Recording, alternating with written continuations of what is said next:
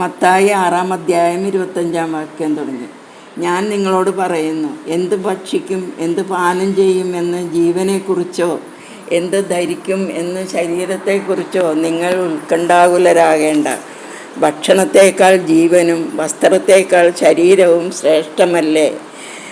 ആകാശത്തിലെ പക്ഷികളെ നോക്കുവിൻ. അവ വിതയ്ക്കുന്നില്ല, കൊയ്യുന്നില്ല, കളപ്പുരയിൽ ശേഖരിക്കുന്നുമില്ല.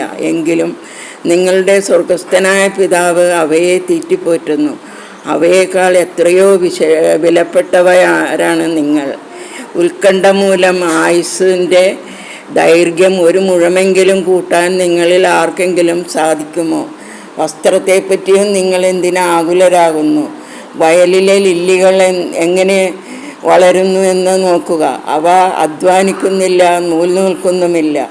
സത്യമായി ഞാൻ നിങ്ങളോട് പറയുന്നു, സോളമൻ